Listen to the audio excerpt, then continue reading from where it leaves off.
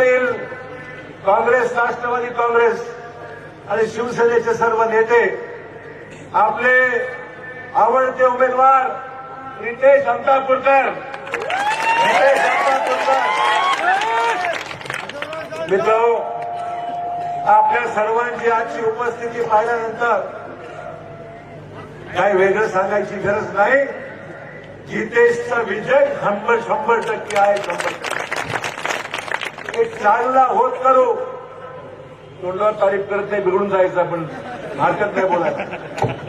जितेश अंतापूरकर सुशिक्षित इंजिनियर आहे, चांगलं काम करणारा, स्वतंत्र विचाराचा, 100% या मतदारसंघाला न्याय दिल्याशिवाय राहणार नाही ही गॅरंटी मी घेतोय.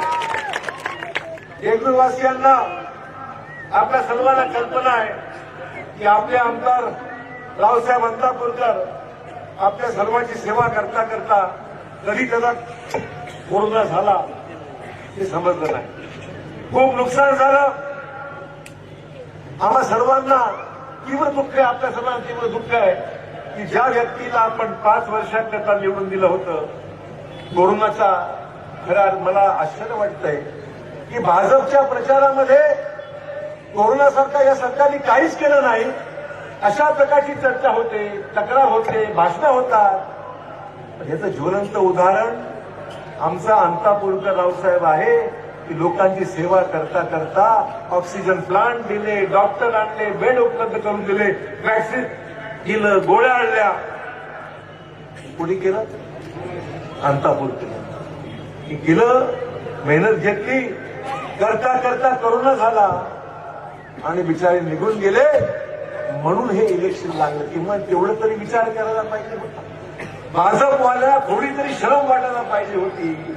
एखादा माणूस हा गेल्यानंतर त्याच्या कुटुंबाला आधार देणं ही आपली संस्कृती आहे, बरोबर आहे ना? तर त्याची सुद्धा तुम्हाला काही घेणं देणं नाही. आणि तुम्ही रिंगणामध्ये हे 3 वर्ष सुद्धा तुम्हालाच पाहिजे. अशा पद्धतीने तुम्ही जे काम करत आहात मित्र, अतिशय लाजीरवाणी गोष्ट आहे. असो, निवडणुकीच्या रिंगणामध्ये गेल्या 15 ते 20 दिवसापासून जोरदारपणे आगेकूच सुरू आहे. तुमच्या भरोशावर, तुमच्या आशीर्वादाने, तुमच्या सर्वांच्या प्रयत्नाने ही जागा 100% महाविकास आघाडीची, काँग्रेसची 100% येणार. मित्रांनो, अनेक विषय बोलायचे आहेत. या ठिकाणी सगळ्यांनीच उल्लेख केला. महाविकास आघाडीचं सरकार या महाराष्ट्रामध्ये आपल्या सगळ्यांच्या प्रश्नाला न्याय देण्यासाठी प्रयत्न करत आहे. आज एक खुशखबर मला आपल्याला द्यायची आहे. एक खुशखबर द्यायची आहे मला ग्रामीण भागातल्या शहरवासियांना. गेल्या 4 ते 5 महिन्यापासून जे नुकसान झालं आपलं, त्या नुकसानाची भरपाई मिळावी अशी आपल्या सर्वांची अपेक्षा होती. महाराष्ट्र सरकारने आपल्या जिल्ह्याला जे नुकसान झालं ते साधारण 550 कोटी रुपयाचं नुकसान झालं. 6 ते 7 लाख शेतकऱ्यांचं नुकसान झालं. आपल्या सरकारने 475 कोटी रुपये मंजूर करून दिले.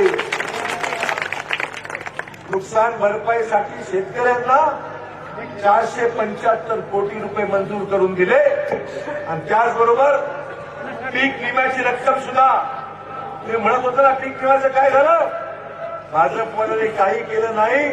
उद्धव ठाकरेंनी मुंबईहून आदेश काढला आणि पीक विम्याची रक्कम सुद्धा मंजूर झाली आहे, जवळपास 450-500 कोटी रुपयाची. काय विषय संपला. हा सगळा पैसा आता फक्त आचारसंहितेची परवानगी मागितली निवडणूक आयोगाची. हा सगळा पैसा, तुमची दिवाळी निश्चित चांगली होणार. तुम्हा सर्वांच्या अडचणी आणि अश्रू पुसण्याचं काम हे माझ्या सरकारने, महाविकास आघाडीने केलं. आणि म्हणून जोरदारपणे मुख्यमंत्री उद्धव ठाकरेंचा जोरदार टाळ्यांनी आपण या ठिकाणी स्वागत केलं पाहिजे. पवार साहेबांचं अभिनंदन केलं पाहिजे. सोनिया गांधी, राहुल गांधींचं अभिनंदन केलं पाहिजे. या महाविकास आघाडीचं अभिनंदन केलं पाहिजे. सगळ्यात मोठा प्रश्न आपला या निमित्ताने मार्गी लागला. मला आश्चर्य वाटते, मी आजची माहिती घेत होतो एवढ्या खालच्या पातळीवर प्रचार सुरू आहे आणि उमेदवार अंतापूरकर आहेत. अशोक चव्हाण एवढाच कार्यक्रम चालू आहे. दिवसा अशोक चव्हाण, रात्री झोपलं तुला त्यांच्या स्वप्नामध्ये भाजपवाल्यांच्या अशोक चव्हाण येतात. काय मी त्यांचं घोडं मारले मला माहिती. लोकशाही मार्गाने निवडणुकीमध्ये येतो आमची भूमिका, तुम्ही तुमचं मानता, आम्ही आमचं मानतो. आज माझ्या नावाने शिमगा सुरू होता आज सगळीकडे. कोणीतरी आले पडळकर नावाचे माझ्या नावाने शिव्या देतो. हरकत नाही, दे रे बाबा, काय शिव्या द्यायचे दे, पण जेवढ्या तुम्ही मला जास्त शिव्या दिल्या तेवढी मतं मला जास्त मिळणार. या महाराष्ट्रातला, या नांदेड जिल्ह्याला जो वारसा आहे, जी पुण्याई आहे, ती शंकरराव चव्हाण साहेबांची पुण्याई आहे. त्यांनी आपल्या कामातून, कर्तृत्वातून हा मराठवाडा घडवला, नांदेड जिल्हा घडवला. आणि सागर हरकत नाही, विरोधकांना सुद्धा एवढ्या खालच्या भाषेमध्ये शंकरराव चव्हाण कधी बोलले नाही. आज जे दिसते चित्र मला, या भाजपवाल्यांच्या पायाखालची वाळू घसरू लागली. एवढी मोठी संख्या पाहिल्यानंतर त्यांचं ब्लड प्रेशर वर गेल्याशिवाय राहणार नाही, एवढी तुफान संख्या या ठिकाणी स्पष्ट सुटतायत. पीक विमा झाला, नुकसान भरपाई मिळाली, लेंडी प्रकल्पाचं सुद्धा सुधारित प्रशासकीय मान्यता मिळाली आणि स्वेच्छा पुनर्वसनाचा निर्णय राज्य शासनाने घेतला. धडाधड निर्णय. आपलं सरकार आल्यापासून गेल्या 2 वर्षामध्ये महाराष्ट्रातल्या आणि मराठवाड्यातल्या नांदेडमधले हे विकासाची कामं धडाधड, 1 नाही, 2 नाही, 3 नाही, 4 नाही. मित्र हो, मराठवाड्याचा विकास थांबणार नाही, थांबणार नाही. मुख्यमंत्र्यांची साथ आहे, राष्ट्रवादीची दोस्ती आहे. सगळ्यांनी मिळून हा मराठवाडा महाराष्ट्राच्या नकाशावर नंबर 1 ला अनुशेष दूर करून येण्याशिवाय आम्ही राहणार नाही.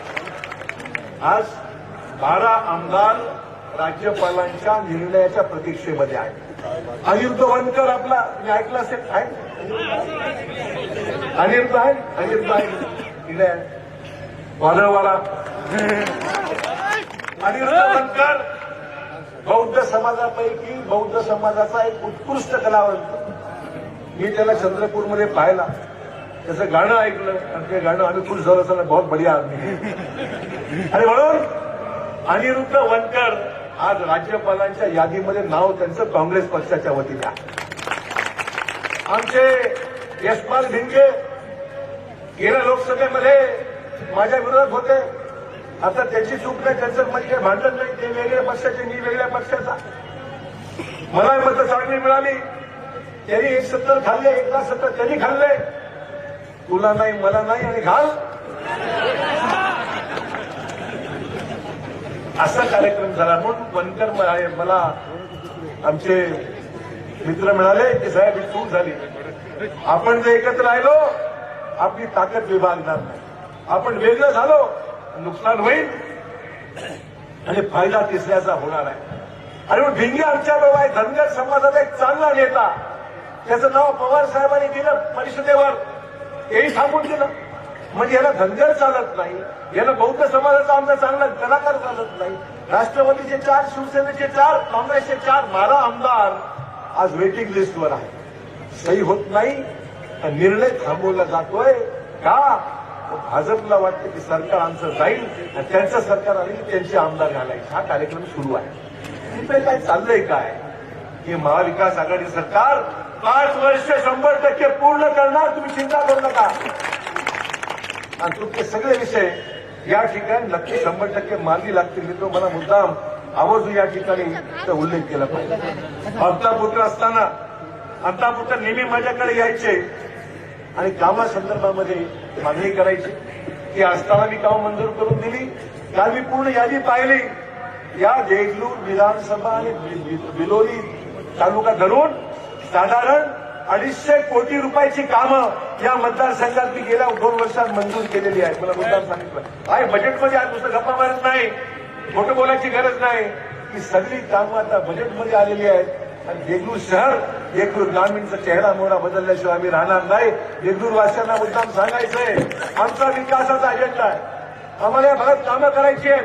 त्या भागाच्या लोकांना नेहमी वाटतं की आमच्याकडे बघत नाही, पाहत नाही, आमचं काम होत नाही. पण मी तुम्हाला मुद्दाम सांगितलं पाहिजे की मला या ठिकाणी दुसरा कोणालाही शिव्या देण्यामध्ये स्वारस्य नाहीये. माझा विकासाचा अजेंडा आहे आणि माझा हा तरुण सहकारी हा स्वतःचा विचार करणारा काम करण्याच्या मागे भुंगा लावला आता. हा स्वतःचं काम करू शकेल का, अजून समजतं का याला? अरे बिलकुल नाही. आप फिकर मत करो. समुद्रात पडल्यावर आपोआप पोहायला शिकून जातो माणूस. तसं हा उत्तम काम करणार. त्याच्या मागे मी राहीन. मी रावसाहेब अंतापूरकरांसारखी साथ मी त्याला देईल हे मुद्दाम सांगितलं. याची कारकीर्द आम्ही याची कारकीर्द यशस्वी करू आणि याच्याकडून तुमच्या जेवढ्या अपेक्षा आहेत तुम्ही चिंता करू नका. अशोक चव्हाण म्हणजे जितेश अंतापूरकर लक्षात ठेवा. अधिक वेळ मी घेत नाही. भरपूर मुद्दे बोलण्यासारखे आहेत पण मला काही कोणावर शिवाय शाप घालायचं नाही. आम्ही सुद्धा आहे इम्रान भाई. आम्ही सुद्धा आहे इम्रान भाई.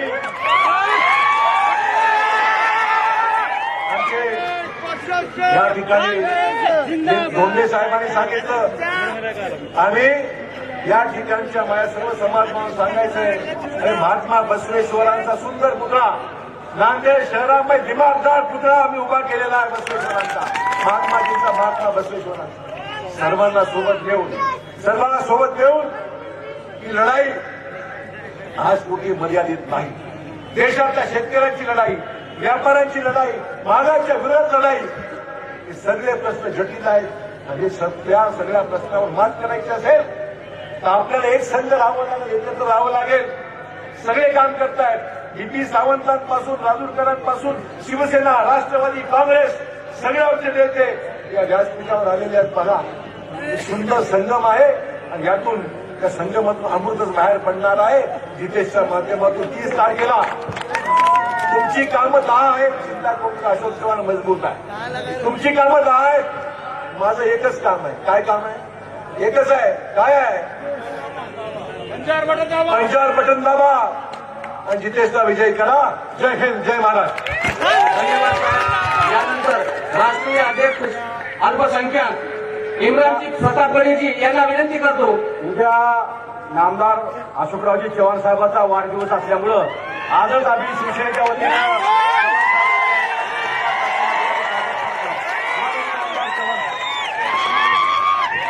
इम्रान प्रतापगडीजी यांचं जोरदार टाळ्यांनी स्वागत करावं. ज्यांनी तुम्हाला आपल्या सेवा शैलीमधून संबोधित करणार आहेत त्यामुळे जोरदार टाळ्यांनी त्यांचं स्वागत झालं पाहिजे. इम्रान प्रतापगडीजी.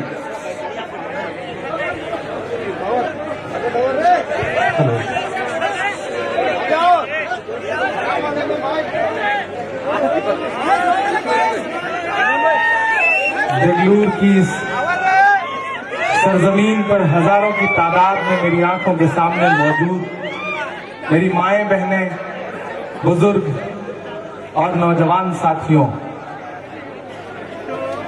नए कमरों में अब चीजें पुरानी कौन रखता है? नए कमरों में अब चीजें पुरानी कौन रखता है? परिंदों के लिए शहरों में पानी कौन रखता है? और वो तो हम हैं जो बचाई है विरासत, वरना सलीके से बुजुर्गों की निशानी कौन रखता है? बेंगलुरु वालों, इस कोरोना में हमने एक ऐसे इंसान को खोया जिससे आप बहुत मोहब्बत करते थे. राव साहब, जिनसे आपने बहुत प्यार किया, जिन्हें आपने आमदार बनाया, राव साहेब अंतापूरकर साहब, मैंने उनकी ईमानदारी के किस्से दिल्ली में बैठ के सुने हैं, उत्तर प्रदेश में बैठ के सुने हैं. 2 बार एमएलए रहने के बाद भी जिस इंसान ने अपने पास घर जोड़ने के नाम पे सही से अपना घर तक न बनाया हो, उससे ज्यादा ईमानदारी की मिसाल क्या हो सकती है?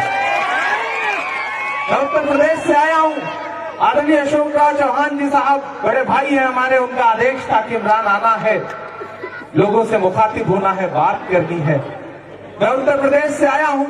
एक तरफ आपका एक एमएलए लोगों के बीच में कोरोना के दौरान उनका हाल चाल लेने के लिए, उनकी बीमारी जानने के लिए, उनके इलाज के सिलसिले में घूमता रहा और खुद कोरोना पीड़ित होकर के ईश्वर को प्यारा हो गया. और एक तरफ हम जिस उत्तर प्रदेश से आए हैं वहां गंगा जी में लाशें बह रही थी और उत्तर प्रदेश की सरकार ऑक्सीजन मांगने पर मुकदमे कर रही थी. मेरे भाई,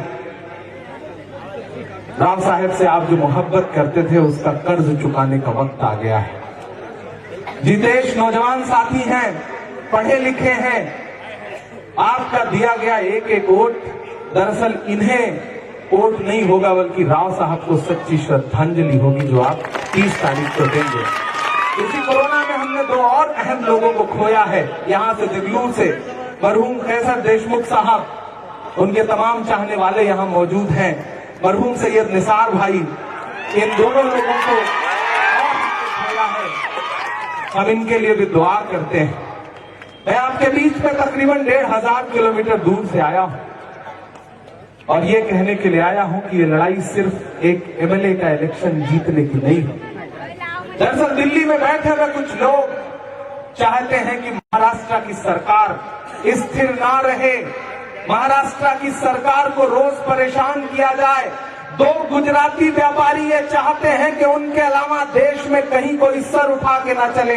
लेकिन मैं महाराष्ट्र की मिट्टी को सलाम करता हूं, डॉक्टर बाबा साहब भीमराव अंबेडकर की सरजमीन को सलाम करता हूं, छत्रपति शिवाजी महाराज की सरजमीन को सलाम करता हूं कि जिसने दिल्ली के उन दोनों गुजराती व्यापारियों को बताया कि तुम्हारी दादागिरी कहीं और चलती होगी, ये महाराष्ट्र है, यहां तुम्हारी दादागिरी नहीं चलने पाएगी।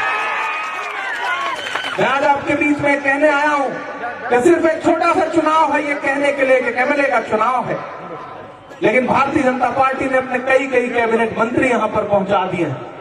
एजेंसियां घूम रही हैं। इस चुनाव को सिर्फ भाजपा नहीं लड़ रही है, जाने कितने बेनाम भाजपा के सहयोगी इस चुनाव को लड़ रहे हैं। इसलिए आपकी जिम्मेदारी बहुत बढ़ जाती है। मैं आज आपके बीच में यह कहने भी आया हूं कि दरअसल 30 तारीख को जब आप ईवीएम का बटन दबाएंगे तो सिर्फ एक वोट नहीं देंगे, बल्कि 2024 में दिल्ली से नरेंद्र मोदी की गद्दी को उठाने के लिए ताबूत में कील ठोकने का काम करेंगे।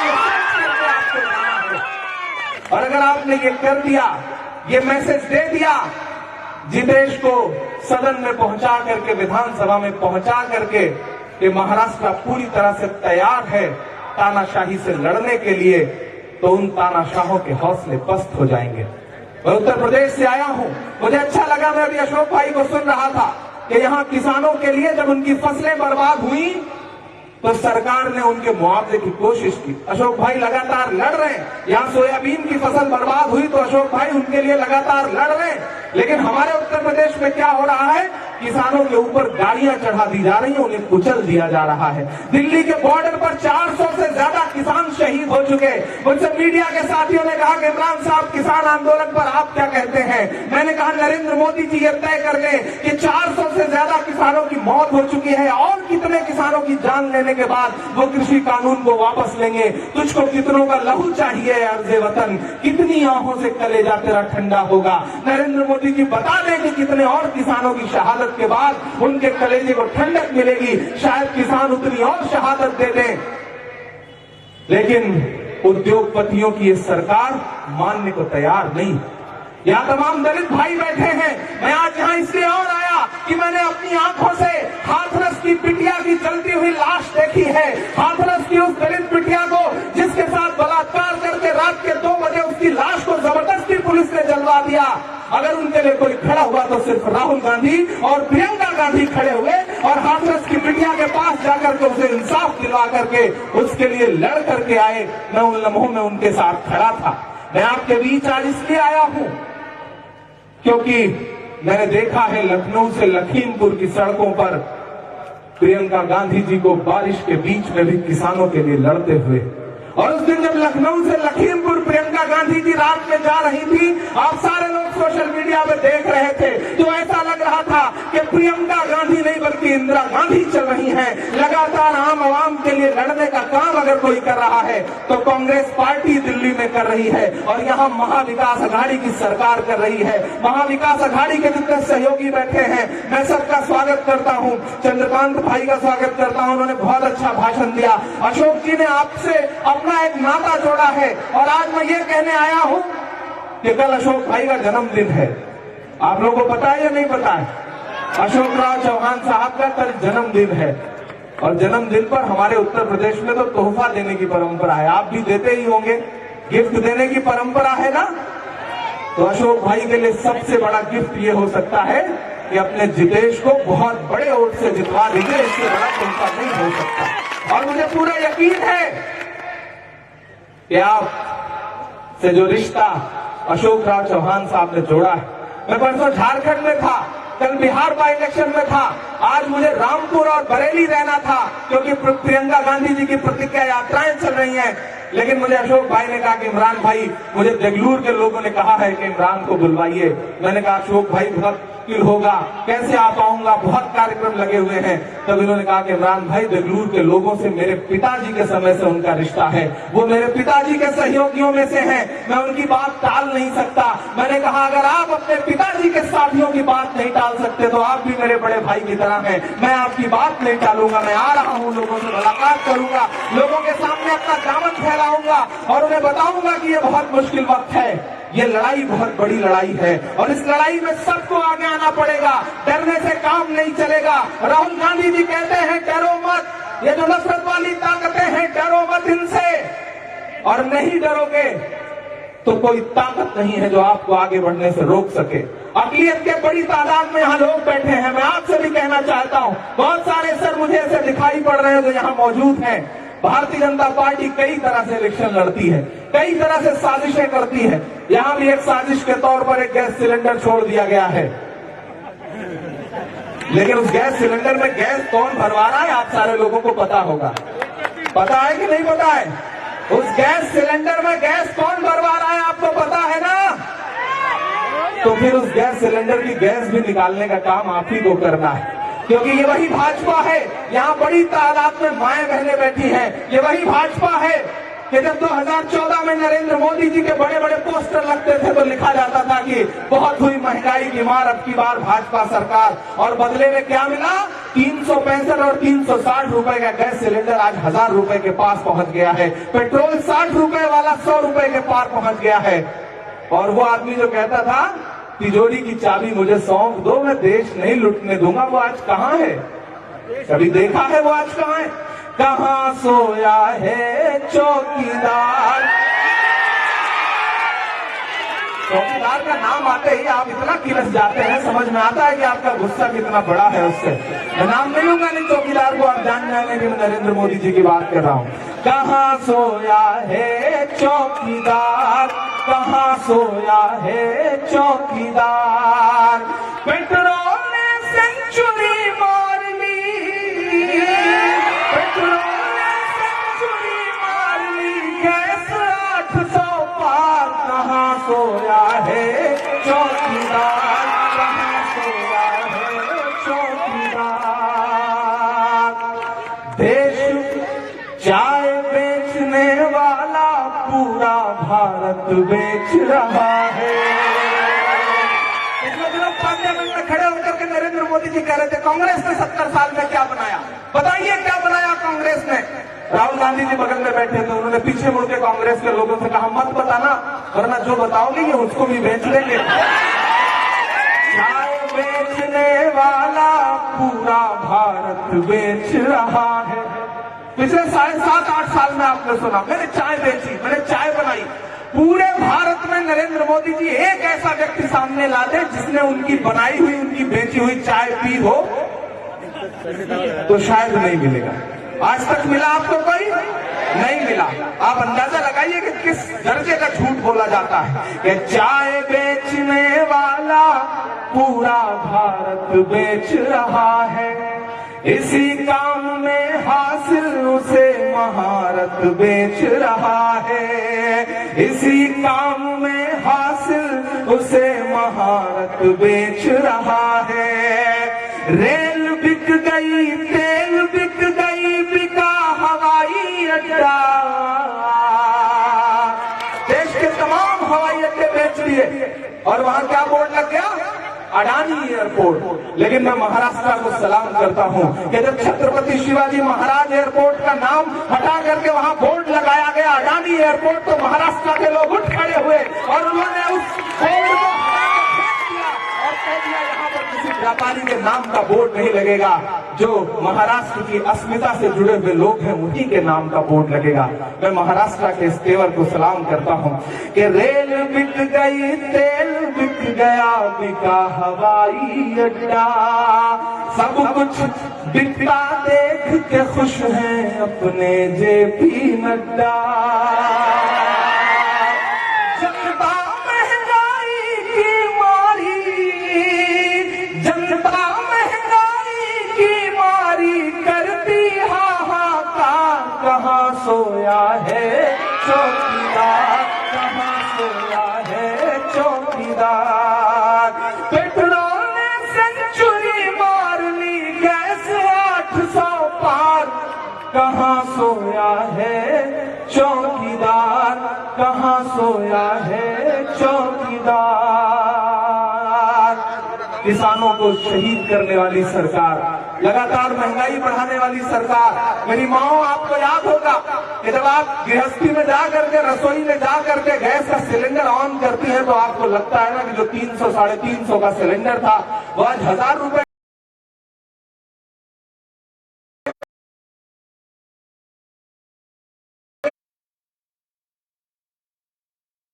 पहुंच गया। जब आप कढ़ाई में सब्जी डालने के लिए, सब्जी बनाने के लिए तेल डालती हैं तो आपने देखा है ना कि जो कांग्रेस के समय में जिस रसोई तेल की कीमत 60 रुपए, प्रियंका गांधी जी लगातार महिलाओं के लिए लड़ रही हैं, आगे बढ़ रही हैं, हम सब उनके साथ खड़े हैं।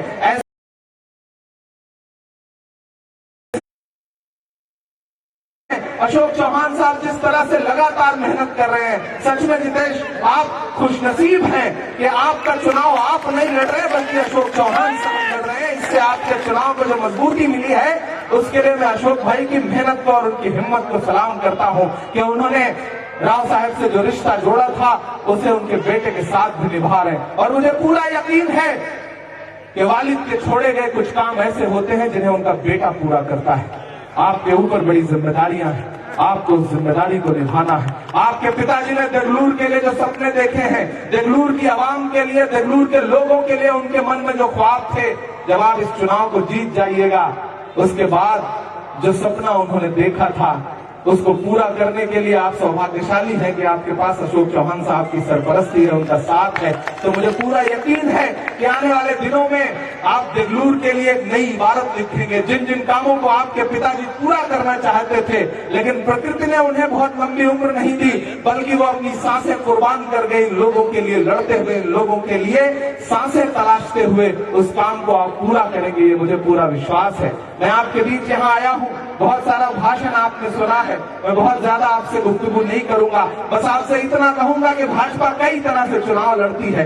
एक वो सामने पर्दे के आगे चुनाव लड़ती है और एक पर्दे के पीछे भी चुनाव लड़ती है। कुछ ऐसे लोग छोड़ दिए जाते हैं जो आपके बीच में जाकर के आपको बरगलाते हैं। यहाँ अकलियत के जो साथी बैठे हैं, मैं उनसे ये कहने आया हूँ कि आप मुझे पहचानते हैं, आप मुझे मोहब्बत करते हैं, आपने मेरी नज़्में सुनी है, आपने मेरे आंसुओं के साथ अपने आंसू मिलाए हैं। जब मैंने नजीब के लिए नज़्म पढ़ी है तो आपने मुसल्लों पे बैठ के मेरे लिए दुआएं की हैं। जब खान के मां के आंसू पहुंच रहा था तो आपने मेरे लिए दोनों हाथ उठा के दुआएं की हैं। जब मैं जुनैद के आंसू पहुंच रहा था तो आपने मेरे लिए दुआएं की हैं। मैं उन दुआओं की यहाँ पर आपसे ये कहने आया हूँ कि कांग्रेस पार्टी ने आपकी दुआओं की बदौलत इमरान प्रतापगढ़ी को माइनॉरिटी डिपार्टमेंट का पूरे देश का चीफ बना करके आपको ये संदेशा दिया है कि हम आपके साथ, आपकी आवाज के साथ है। और मैं ये मानता हूँ कि आपकी दुआओं के सदक़े में हुआ है। तो आज मैं आपसे ये कहने आया हूँ कि इस मुल्क में लड़ाई बहुत बड़ी है और जब लड़ाई बड़ी हो तो छोटी छोटी चीजों पे समझौता कभी मत करिएगा। आपको बरगलाने के लिए लोग आएंगे, भड़काने के लिए लोग आएंगे, बांटना चाहेंगे, खरीदना चाहेंगे, पैसे का लालच देंगे, लेकिन मैं जानता हूं आप ईमान वाले लोग हैं, आपको कोई खरीद नहीं सकता है। एक तराजू पर ईमान रख दिया जाएगा और एक तराजू पर दुनिया की पूरी दौलत रख दी जाएगी, तब भी आप इधर से उधर होने वाले लोग नहीं हैं। आपका जो रिश्ता है अशोक चौहान से, आपका जो रिश्ता है कांग्रेस पार्टी से, आपका जो रिश्ता है महाविकास अघाड़ी से, उस रिश्ते को निभाइएगा। और जरा सा भी एक वोट अगर आप इधर उधर करते हैं तो आप कहीं ना कहीं भाजपा को फायदा पहुंचाएंगे। इसलिए याद रखिएगा कि जितेश का जीतना इसलिए भी बहुत जरूरी है क्योंकि सिर्फ महाराष्ट्र और मुंबई की नजरें इस चुनाव पर नहीं है, बल्कि दिल्ली में बैठे हुए तानाशाहों की नजरें भी इस चुनाव पर डटी हुई हैं। वो चाहते हैं कि इस चुनाव को जीत करके वो एक संदेश दें और महाराष्ट्र की महाविकास अघाड़ी को और अस्थिर करने का काम करें। ऐसे में आपको ये संदेशा देना है कि हम महाराष्ट्र के लोग हैं, हम तुम्हारी एजेंसियों से, तुम्हारे केंद्रीय मंत्रियों से, तुम्हारे पैसे के जोर से डरेंगे नहीं, क्योंकि हमें डरना नहीं सिखाया गया है। किसी बड़े ने कहा है कि हक की राह में मरने वाले अपने कातिल से ज्यादा जीते हैं। आपको ये बात याद रखनी है कि आपको डरना नहीं है। मत समझना डराने से डर जाएंगे। मेरी आंखों के सामने इतनी भीड़ है कि पीछे तक नजर नहीं आ रहा है। जहां तक लोग खड़े हैं मैं सबको शामिल करता हूं। मेरे पास अगले 12-14 मिनट है। मैं चाहता हूं कि मैं आपसे मुखातिब होकर के, रूबरू होकर के जाऊं। माइनॉरिटी डिपार्टमेंट के, महाराष्ट्र माइनॉरिटी डिपार्टमेंट के, मुंबई माइनॉरिटी डिपार्टमेंट के जो भी साथी यहां लगातार चुनाव में मेहनत कर रहे हैं, मैं उनका भी शुक्रिया अदा करूंगा। अशोक चौहान साहब के लिए, कांग्रेस के लिए, महाविकास अघाड़ी के लिए, कैंडिडेट के लिए जो मेहनत कर रहे हैं, मैं उन सबका शुक्रिया अदा करते हुए नंद पढ़ता हूं कि मत समझना डराने से डर जाएंगे, अब के सारी हदों से गुजर जाएंगे। मौत के नाम का खौफ देता है क्यों, मौत के नाम का खौफ देता है क्यों। मौत जिस रोज आएगी मर जाएंगे। ऐसे काम नहीं चलेगा। आपकी तालियों का शोर पूरे बेंगलुरु की फजाओं में जाना चाहिए, तब लगेगा ये चुनाव हो रहा है। आपकी तालियों के शोर के साथ विपक्ष को ये बता दीजिए, भाजपा को ये बता दीजिए कि तुम्हारी दाल बेंगलुरु में नहीं गलने वाली है। उन्हें संदेश पहुंचाइए। समझना डराने से डर जाएंगे, अब के सारी हदों से गुजर जाएंगे। मौत के नाम का खौफ देता है क्यों, मौत जिस रोज आएगी मर जाएंगे। के हिंद के नौजवानों के दुश्मन हो तुम। करोड़ों करोड़ रोजगार दे रहे थे, कहाँ है रोजगार? कहीं नहीं है। के हिंद के नौजवानों के दुश्मन हो तुम, आरती और अजानों के दुश्मन हो तुम, आरती और अजानों के दुश्मन हो तुम। पूरे देश में अगर भारतीय जनता पार्टी की दिल्ली की सरकार किसी स्टेट से सबसे ज्यादा डरती है तो वो महाराष्ट्र का स्टेट है। जानते हो क्यों? क्योंकि एक तरफ अशोक भाई बैठे हैं, एक तरफ शिवसेना के साथी बैठे हैं, एक तरफ एनसीपी के साथी बैठे हैं, बाकी जो सहयोगी दल है एक तरफ बैठे हैं। इमरान खड़ा है माइक पर। भाजपा डरती है इस एकजुटता से, भाजपा डरती है इस कौमी एकजहती से, भाजपा डरती है मोहब्बत से। वो सिर्फ और सिर्फ नफरत करके इस देश पर शासन करना चाहती है।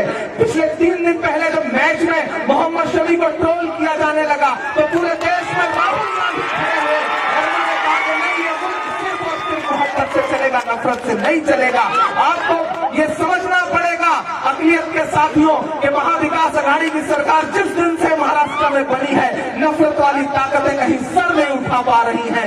इसलिए भी देश का जीतना बहुत जरूरी है, एक संदेशा देना बहुत जरूरी है कि हिंद के नौजवानों के दुश्मन हो तुम, आरती और अजानों के दुश्मन हो तुम। पहले तो हिंदू मुस्लिम के दुश्मन थे, पर अगले मिसरे पे सुन के मुझे बताना सच्चा हो तो क्या? पहले तो हिंदू मुस्लिम के दुश्मन थे, पर आजकल तो किसानों के दुश्मन हो। के अन्नदाता से उलझे हैं इस बार ये, अब सिर्फ मुंबई तक नहीं, नागपुर तक नहीं, बल्कि दिल्ली तक जाए आपकी तालियों का शोर। ये अन्नदाता से उलझे हैं इस बार, ये अन्नदाता से उलझे हैं इस बार, ये मोदी शाह हो सब सुधर जाएंगे। मत समझना डराने से डर जाएंगे, अब के सारी हदों से गुजर जाएंगे। आपके बीच में लोग आएंगे, समझाएंगे कि आखिर कांग्रेस ने क्या दिया इस देश को। बहुत सारे एजेंट आएंगे भाजपा के भेजे हुए, जो आपको अकलियत के लोगों को खासतौर से कहेंगे कांग्रेस ने क्या दिया इस देश को। तब पलट के उनसे कह देना कांग्रेस ने डॉक्टर जाकिर हुसैन को इस देश का राष्ट्रपति बनाया, कांग्रेस ने फखरुद्दीन अली अहमद साहब को इस देश का राष्ट्रपति बनाया, कांग्रेस ने मौलाना आजाद को इस देश का शिक्षा मंत्री बनाया। उन्हें पलट के कह देना कांग्रेस ने डॉक्टर मनमोहन सिंह साहब को इस देश का राष्ट्रपति बनाया, कांग्रेस ने अब्दुल रहमान अंतुले को महाराष्ट्र का मुख्यमंत्री भी बनाया था। वो कांग्रेस ही है जो इस तरह की बातें करने आए, उन्हें समझा देना। और भी अगर कोई कुछ कहे कि कांग्रेस ने क्या दिया तो उन्हें अंत में बता देना कि हमने ज़मज़म दिया, आबे गंगा दिया। पीछे तक लोग हैं, आप भी शामिल हो। आज से ये इलेक्शन सिर्फ जितेश का नहीं है, आज से इलेक्शन सिर्फ अशोक चौहान का नहीं है, आज से इलेक्शन सिर्फ महाविकास अघाड़ी का नहीं है, आज से इलेक्शन एक एक आदमी का है, देवलूर की एक एक आवाम का है। यहाँ से जब उठिएगा, यहाँ से जब घर जाइएगा तो एक एक आदमी को 100-100 लोगों तक अगले 2-3 दिन में पहुंचना है। जितने रिश्तेदार हैं, जितने दोस्त यार हैं, सबको फोन करके कहिए कि यार इस बार तो बात वजूद की है, इसलिए भाजपा को हराना ही है। ये आपको करना पड़ेगा कि हमने ज़मज़म दिया, आबे गंगा दिया, तुमने भारत को दंगा ही दंगा दिया। और अब तैयार है ना डीपी सावंत साहब, अमर राजूरकर साहब, इन लोगों ने भी बड़ी मेहनत की इस प्रोग्राम के लिए, मैं इनका भी शुक्रिया अदा करता हूँ। जितेश भाई और आगे आओ यार, आपको विधायक बनने से पहले एक बार कहने लगा लूं, बाद में तो आप बनोगे कि हमने ज़मज़म दिया, आबे गंगा दिया, तुमने भारत को दंगा ही दंगा दिया, तुमने एक रंग के ख्वाब देखे मगर प्यार, तुमने एक रंग के ख्वाब देखे मगर हमने हिंदुस्तान को तिरंगा दिया। ये तिरंगा बदन पर लपेटे हुए, ये तिरंगा बदन पर लपेटे हुए, एक दिन इस जमीन में उतर जाएंगे। समझना डराने से डर जाएंगे।